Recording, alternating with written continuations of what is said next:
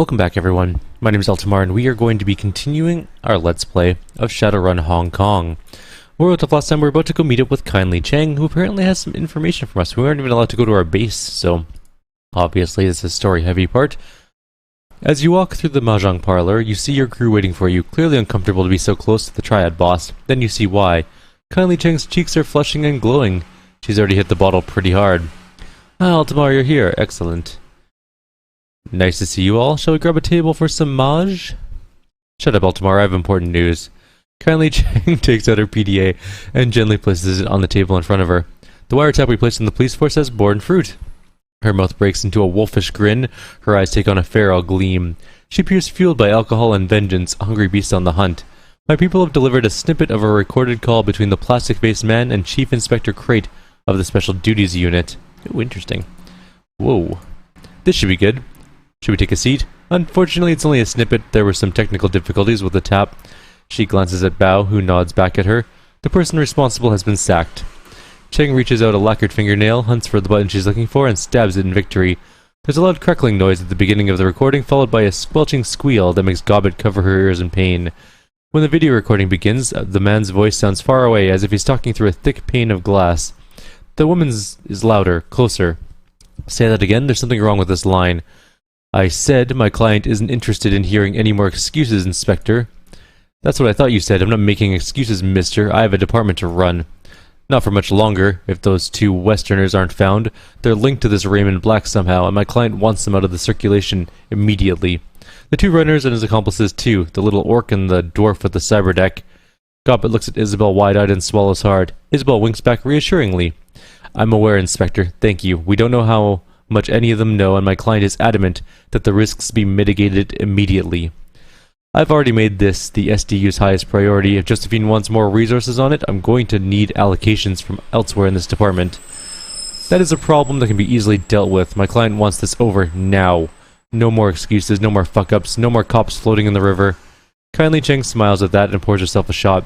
Tell her we're redoubling our efforts. Very good. Dead or alive, you bring them to me. My client requires personal verification that the threat has been eliminated. Hang on, this line is getting worse. There's a sharp crackle and the recording ends. Kindly Cheng picks up her PDA and puts it away with a smile. She unscrews the cap on her bottle and pours herself a shot with a flourish. That's the guy we saw in the surveillance footage, the one who killed Raymond Black. She leans into the PDA. That plastic face looks a lot cooler close up. I think it's kind of pretty. That video doesn't tell us much. I mean, we already know there's an APB on us. All we're sure of now is there's a man with a plastic face, is that the man with the plastic face is definitely working for somebody else. This Josephine. Is that all we have, Auntie? A first name? Not just a first name, Gobbet, dear. It's the first name, Josephine Tseng. She's the one pulling the strings. Kindly downs her shot and slams it on the glass, and slams the glass upside down on the table. That disease-ridden, riddled dog-fucker. I should have known it was her from the beginning. She drums her fingers on the table in front of her, and she had the nerve to call down the heat on my runners, on Nightjar. Oh, that scabrous fossil is going to pay. I don't recognize the name. Cheng makes a wet hacking noise in the back of her throat and spits on the floor. She's the CEO of Tseng Mechanical Services and a member of the Hong Kong Executive Council. Her face turns into a mask of disgust. Josephine dog-fucking Tseng. A CEO, huh? What do you know about her? She was Hong Kong Philanthropist of the Year in 2054 and 2055. Children's hospitals, homeless shelters, food distribution centers. Good causes, the kind that get good PR because people are too lazy and myopic to look for the real people doing the hard work. The face-to-face with the poor work. Don't be so cynical, Isabel. Auntie Cheng smiles sweetly at her. Coming face-to-face with the unsanitized for video poor is distasteful, dear, and you know that. Her face gets stony. Beyond being a CEO and a philanthropist, I also know that Josephine Tseng is a lying, conniving bitch. Philanthropist and bitch, those two things sound mutually exclusive. She snorts derisively. Wake up, Eltimar. Power is power. Whether you're providing children with 3 hots and a cot, or you're negotiating a treaty with a multinational, it's all the same. Doesn't sound like you like her very much. Whatever gave you that impression, my sweet? Her wolfish smile returns. No, my darling.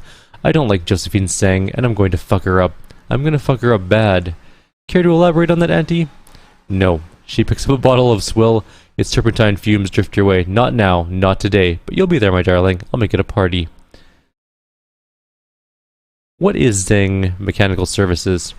Josephine's baby. It was a B-rated corporation before she married into the Sang family, but after she fought for and won the contract to rebuild Kowloon Walled City, their fortunes rose high. They began a rise to power that eventually landed Josephine on the executive council. Wait, so there's a connection between Josephine and the Walled City? Yes, the same place that Raymond Black hired my runners to take him. I've already connected the dots. I don't know what it means, but it clearly means something. What do you think the connection is between Josephine Sang and this plastic-faced man? I don't know yet, but I will. He called her his client. That might be some sort of lead we can follow. Cheng nods at Wu.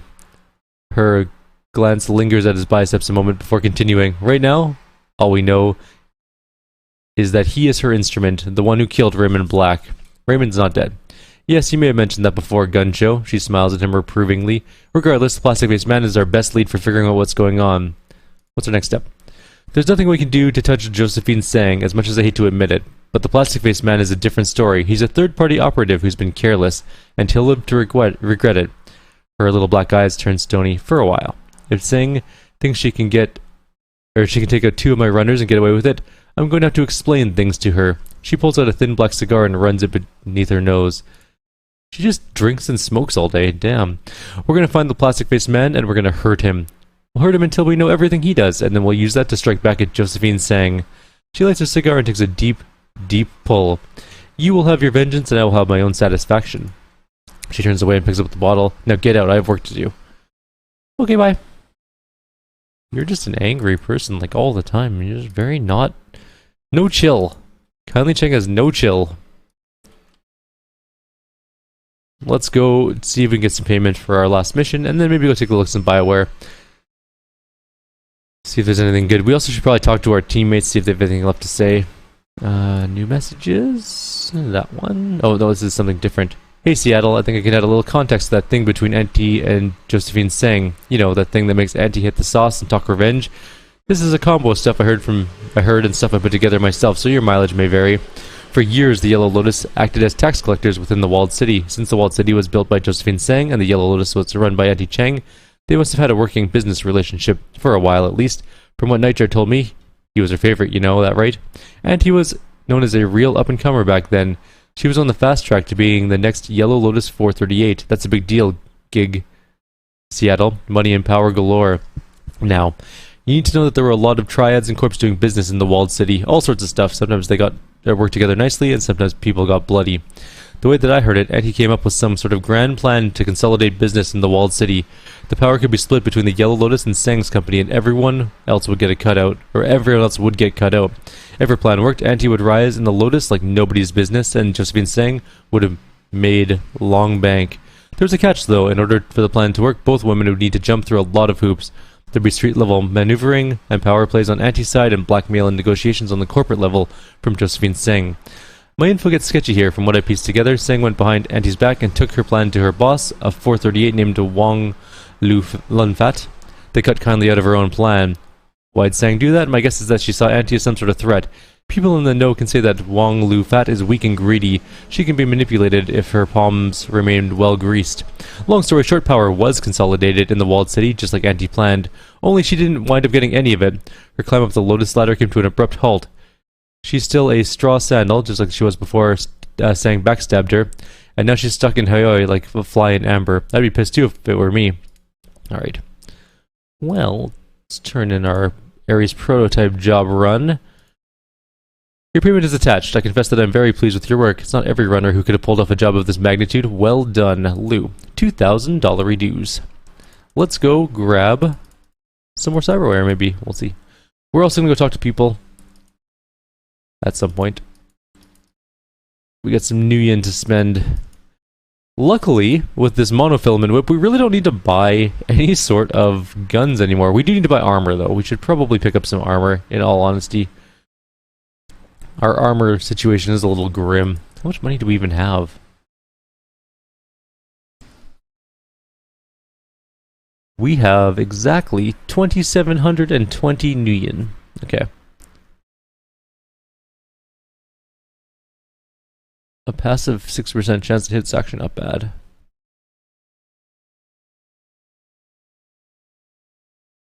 +1 to all physical attributes on your body. That's really nice. That could be very useful, actually. Apparently there's one that's just like the adrenaline pump that, what's her name has in the other game? Glory. Where is it, though? I don't know if we even have it available yet, but let's take one more quick look. So, cyber arms. I wonder if we can just click on a spot. Yeah, we can. It's probably going to be a skin thing? No, it's a dermal sheath. Charisma, armor, regen, 2 armor plus 1 body on that Ares dermal plating.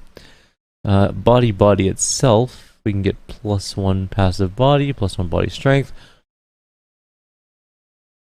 plus 1 to all physical attributes, which is really nice, and which might be the one we go for. Oh no, this is it here. Wired reflexes. Passive, plus 1 movement when triggered, gain plus 1 AP last 2 rounds. So plus 1 movement passive, and then when you turn it on, it is an adrenaline pump. But we lose plus 1 to all physical attributes, but then again 1 AP is definitely better than that. And we can get more quickness and stuff on our legs from these as technology cyber legs. I'm sure there's a BioWare version of them later on too. What did these give? Plus 3% chance to hit? Nah. A brain implant, plus 1 intelligence. Oof.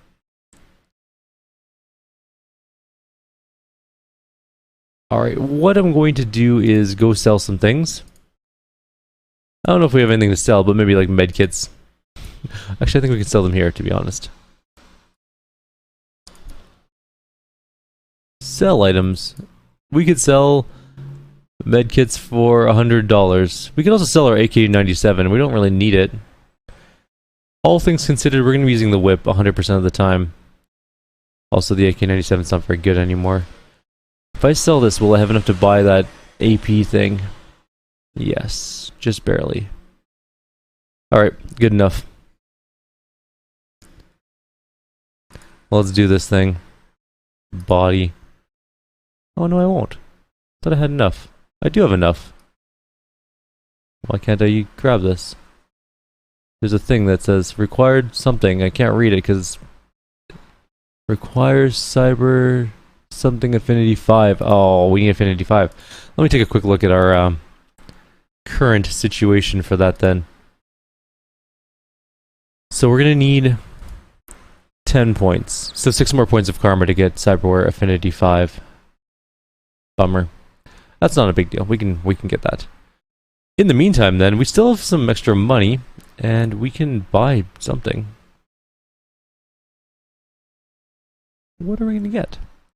We can get a leg thing. Plus 6 HP, plus 1 quickness. Or no, it's 3,000. Screw it. You know what? We can go look for body armor. We might be able to find some like relatively cheap body armor we can buy. Because our armor sucks. Like it's really bad. Was armor here? I think it was at Club 88 has weapons and armor.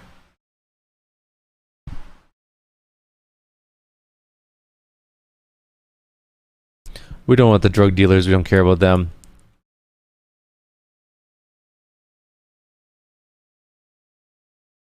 I just want to look at what you're selling. Outfits. So we could just get an Ares Corp operative gear, which is just 6 armor straight up. Or we can get UCS mil-spec customized for the shadows. But they don't have any stats on them, they're just armor, there's nothing special about them. And 4 armor is just sort of okay. I don't know. I don't think it's worth it. Let's just save up for more cyberware, that's basically the big thing we want. Let's go talk to our team and then we'll head off to another mission probably in the next video. Unless our team has nothing to say, in which case we'll head off to another mission in this video. We'll see how it goes. Alright. First up, Duncan is on the list. What do you want? As you enter Wu's cabin, you find him moving through some sort of stretching routine. His muscles ripple as he flows tranquilly from one pose to the next. You look different, Eltimar. Better, I hope. Sort of. It's like I flipped forward a few chapters instead of turning a page. I mean, you look like you, just not the new you I knew. I get it. You're you too, just a lot leaner. Wu looks down at his torso and chuckles. Yeah, I remember how Lockjaw used to make fun of my gut. He used to call me Donut Duncan. He smiles, his teeth are perfect. I guess I got tired of the whole running out of energy walking upstairs thing. Plus, I needed to get slimmed down to get into the academy. And once I got off my ass and started exercising, I really exercising, I found out that I loved it. It's the focus, I guess. I don't have to think about anything. I don't have to talk to anyone. All I have to do is concentrate on my form and count my reps. And no matter what happens after that, I've started my day by accomplishing something. So what about you? He gives you a once-over. How are you doing? Good, actually. This is the life I always wanted. Yeah, I knew you'd take to it. And you're good at running this crew. I still don't completely understand, though. What do you get out of being a Shadowrunner? It's about seeing the world how it really is, underneath the veneer. Most people don't want to know how the sausage is made. Shit's fucked up bad. You can see it right there from the outside. No need to look beneath the casing to see what's inside. You're not gonna like it. And even if you're the type that needs to know, the type that can't help but look into the abyss, what do you get out of it? Odds are you get nothing but a much shorter lifespan. The trade-off doesn't seem worth it to me. At the end of the day, what are you? A Shadowrunner, a disposable asset, sinless, slithering through the cracks of society, doing jobs that are too dirty for the corps to do themselves. You don't even appear on a corporate balance sheet. Runners can be more than that. They can move their own agenda, fight the power. I've never heard a story where a Shadowrunner did something other than kill someone, steal something, or perpetrate some other sort of shady shit. But good luck with that. Wu watches you, waiting for you to say something. You thinking about getting groomed up? With Cyber? He shakes his head. Oh my god. How many times are you gonna ask me that? Until you give me a satisfying answer. Wu grins. His teeth are blindingly white. I told you one time I was thinking about it when I was 13. Let it go. I'm not gonna pollute my body with that shit. You? But I've already got... I have cyber arms literally right now. Save it for something. No judgment here. Just don't put too much of that shit on your body. I've heard stories about folks who went too far with it, lost some of themselves. What'd you think about that last run? Wasn't there. You kept me on the bench. Anyway, enough about that. Need anything else? Let's talk about us. He rests his eyes on you a moment, his face neutral. Yeah? Yeah, I guess now's as good a time as any. You start. You're not acting like the Duncan Wu that I grew up with. What made you decide to become a cop? I needed structure. Bad. You know that better than anyone. I was already hardcore when we met Mr. Ultraviolence. I'd do anything to get a rise out of the guys I was rolling with. Gouging eyes, inverting knees, curb stomping. That shit got me cheers and I was like a pit fighter, bloodletting for the crowd. I learned to enjoy it. But I never learned how to block out the memories of their screams when I was lying in bed at night. The guilt started to eat me alive. And then I was scared to be alone with my thoughts, so I tried to drown them out with all the things that you drown things out with. I remember that you were pretty messed up when we met. He shakes his head sadly. Yeah, I was. But I got a lot better when we found a squat together. And even better later when we went to live with Ray. I was still a violent son of a bitch, but basically under control. That was because of you, Eltimar. You were the voice of reason and the brains. That sounds about right. Of course it does. When we ran the streets together, I was the muscle and you called the shots. You pointed and I hit. But later, after Ray got me some counseling, I realized that I let you call the shots so that I wouldn't have to. Because I knew that what I wanted was wrong. By following your lead, I was deflecting my guilt onto you. It was your decision, not mine. I could just knock heads and walk away clean, you know? Don't look at me, I'm just doing what I'm told. And then you left. Without you there, I knew that I was in serious trouble. The poster boy for anger management issues. Raymond could provide him with stable environment, a decent therapist, and money for prescriptions, but you know Raymond. He's an egghead engineer with a philanthropic streak, not a drill sergeant. And a drill sergeant is what I needed. I needed structure and discipline in a way that he couldn't offer me. I needed a cage to keep myself in line. So I found myself a cage made of rules and procedures and training, Lone Star. Raymond helped me with my application and provided a decent character reference. I got in, and it helped a lot. Lone Star got me where I needed to be, and now it's all gone, and you're back. Seems like Carter's death hit you pretty hard. Wu continues stretching. Yeah, she was a good one. We were a real team. Joining Lone Star helped me in all sorts of important ways, no doubt about it. I really embraced being a cop. I studied my ass off, but no matter how hard I worked, I was never more than a model cop with a brutal streak. There were plenty of assignments that were perfect for a big, mean orc like me, assignments that would have fed my need to hurt people, but I met Carter about a year in, and she changed things. She talked about values and goals and priorities and constructing the life that you want to live. She was a real trip. Sounds like a good woman. She was a cop, a partner, a mentor, and a serious badass when she needed to be, but yeah, she was a good person too. She kept me focused. When Raymond asked me to meet him in Hong Kong, I had a feeling I was going to wind up going off the reservation if I didn't bring Carter along. And now she's gone, and here I am. You only took a step off the reservation. You can choose to step back, too. You sound like her now. With Carter, there was always a choice to be made, a positive action you could take. Wu folds his arms across his chest and nods to himself, satisfied. You've been waiting a long time to ask me about the night I left, haven't you? Wu chuckles and hooks his thumbs into his belt. Yeah, I guess I have. It's about what you were doing before you got thrown into that corp facility. You said that you had a friend who was in a bind, but that's all you could say. How'd it go? Let's just say we're not friends anymore and leave it at that. Whatever you say, Eltimar. Do you ever think about when we were kids? He begins moving through some sort of pattern. Might be Tai Chi. I try not to. What are you talking about exactly? The time before you moved in with Raymond and Miss Maloney. Oh, the dark times. We're not exactly talking about idyllic youth here, Eltimar. Sleeping in dumpsters, running from ghouls, fighting over scraps, and defending your territory. If we hadn't found that spot in the abandoned building, found Lockjaw and Doubletray, we probably wouldn't be here. So weird to think about that now. I mean, you realize they were teenagers, right? Younger than Gobbet? They felt so old back then, but Lockjaw couldn't have been more than 17 tops. And Doubletray was only 13 when... Wu pauses, again lost in thought. Why were you thinking about back then? Just thinking about that thing DT used to say. Wu returns to his patterns. He manipulates an imaginary soap bubble between his hands. Improvise, adapt, overcome. That's how you beat the street, I remember. I remember Doubletray saying that. It was while we were living between the red-hot nukes and the 162s. Crazy ass dwarf anarchists on one side and flesh-eating ghouls on the other. Those the days you long for? Long for? No. I was just thinking that it's the same now as it was back then. His raspy baritone fills the space between you and bridges it. Survive and watch each other's backs. Yeah, I know. Let's talk later. Yeah, later would be good, don't get me wrong, catching up is nice, but I'm not used to being as social as this. It's one of the reasons it was so nice to work under Carter. We both appreciated long silences. Sorry, man, she seemed like good people. It's all good. She's gone and I've accepted that. I guess it's just been a big day is all. Anyway, good talk. Catch up with you later. Hey, upstairs we go. Let's see if Isabel has anything to say to us. She's jacked into the octopus, her body sits inert, her breathing shallow. As you approach, the image blossoms into the largest of Octopus's view screens. Hello down there, it's good to see you again. She smiles down on you from the monitor, her outline scintillating with blue-white light. She looks peaceful, at ease. Nice avatar, it's a good look on you. Isn't it? I've spent months customizing this avatar. She feels more real to me than my own skin. You really feel at home in the Matrix, don't you? You look happy in there. I suppose that I am. It's a comfort thing. As long as I'm jacked in, I can be whoever I want to be. Whatever I want to be. Out there in meat space, I usually feel uncomfortable in my own skin. She offers us a lopsided smile. I'd probably just live here if I could. I've heard about deckers who have tried it. It never turned out well. Dehydration is a bad way to go. I know, and of course I was joking, but truth be told, I do spend most of my time out there wishing that I was back in here. If you were a decker, you'd feel the same. It's hard to live in a cage of meat when you know how sweet it feels to leave your body behind. She pauses for a moment, considering, then her avatar shimmers forward, filling the screen. A slight frown crosses her face. You know, Eltimar, I've been thinking about the question you asked me a while back, the one about the walled city. The avatar fidgets, the one I dodged. You don't have to make a big deal out of it, Isabel, it's fine.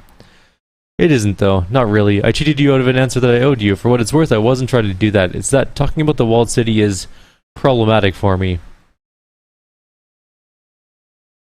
I understand. I grew up in the Barrens. I know how hard it is to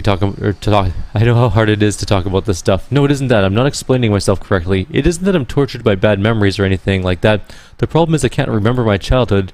The walled city, that entire chapter of my life, is nothing but a blur to me. I can give you general information about my life on the inside, but the specifics of my own experience are gone. Gone? What do you mean gone? Do you have amnesia or something? Something like that. The avatar fidgets on the screen. There were a variety of factors in play. The upshot of all of this is that there are things I can tell you about, but only a few, and only in bold strokes. Don't expect any personal stories. I couldn't share them even if I wanted to. So if that's okay with you, if you'll be satisfied with trivia and urban legends, then we can talk. Just say the word. Otherwise, well, at least you know why. How'd you lose your memories? The Isabel avatar frowns. I'd rather not go into it. It's personal. Suffice to say that I've never missed them, at least not until now. Sorry, didn't mean to intrude. Actually, if you ever want to talk about it, I'm a good listener. She looks away. Great, I'll keep that in mind. Give me what you can about the walled city. At this point, anything would help. Alright, the avatar licks its lips and nods. I can do that. Isabel's avatar turns, begins to pace on the screen, where she steps, spiderwebs of light spread across the tiled ground of the octopus-sculpted matrix hub.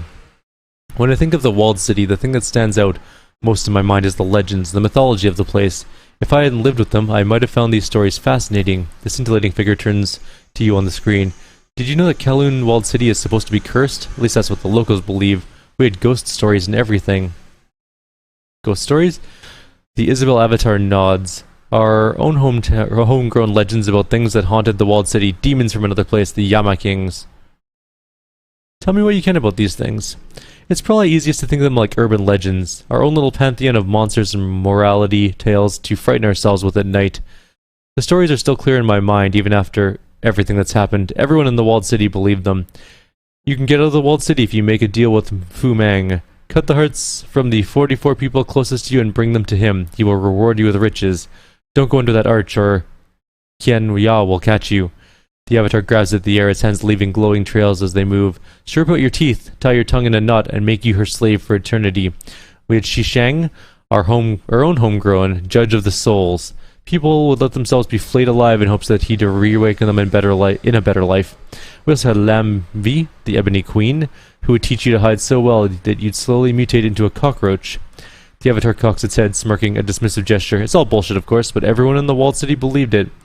If everyone believed in these things, maybe they're real.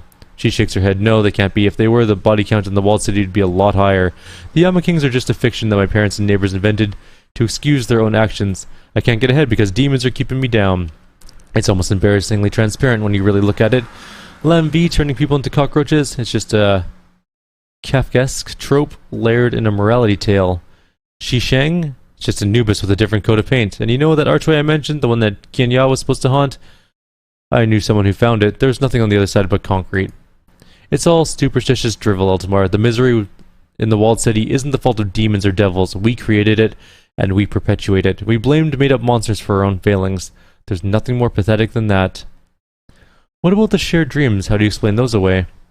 I don't know. Mass psychosis, or maybe something magical's going on? But it isn't them. They aren't real. They can't be. Anyway, that's enough to go on for now. I'm sure that gives you plenty to chew on. My obligation to give you an answer is satisfied, I think, so let's talk about something else.